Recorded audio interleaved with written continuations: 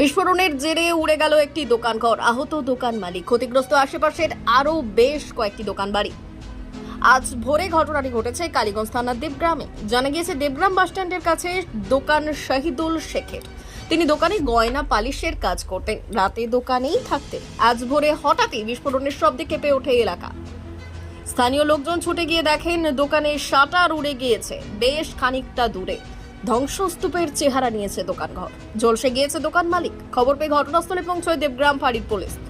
তারা তাকে উদ্ধার করে শক্তিনগর জেলা হাসপাতালে পাঠান। এই ঘটনায় ওই দোকান সহ আশেপাশের আরও 8টি দোকান বাড়ি ক্ষতিগ্রস্ত হয়েছে। তবে কিভাবে বিস্ফোরণ হলো তা জানা যায়নি। প্রাথমিকভাবে অনুমান গ্যাস সিলিন্ডার বিস্ফোরণের জেরেই এই ঘটনা ঘটেছে। ঘটনাটা বলতে 4:30টার সময় একটা বিকট আওয়াজ বাড়ি থেকে শুনলাম। ভোর ভাবলাম যে ট্রান্সফর্মার বাস্ট হয়েছে, এমনি পাখাটাও অফ হয়ে গেল। মিনিট 20 পর একজন এসে খবর দিল যে দোকানে ওখানে এরকম সব ভাঙচুর হয়ে গিয়েছে, মানে একটা ইয়েতে মানে গ্যাস সিলিন্ডার, এটা ওর মুখে শুনলাম। দিয়ে এসে দেখলাম যে দোকানে হয়েছে তার নাম হচ্ছে শহীদুল শেখ, পালিশ মিস্ত্রি, সোনার পালিশ মিস্ত্রি।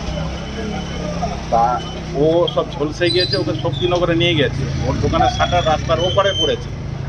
আর আমার দোকানে দেখলাম যে ধোঁয়া বেরোচ্ছে, তখন দোকানটা খুলে দেখলাম আমার দোকানে সব মাছটা যা আছে সব ভাঙচুর হয়েছে। এই তো এসে এই তো যে দোকানটা ক্ষতি হয়েছে বেশি ওই দোকান আপনার দোকানের পাশে, একদম আমার পাশের দোকান।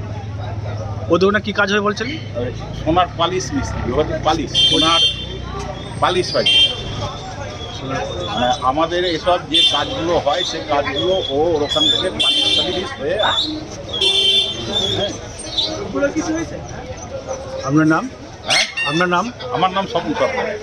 তাহলে আপনার ওর পাশের দোকানটা আপনার? আমার এই যে এই দোকান হচ্ছে আমার। ওটা কিসের দোকান? এটা সোনার দোকান। ব্যুরো রিপোর্ট, উত্তরের প্রহরী।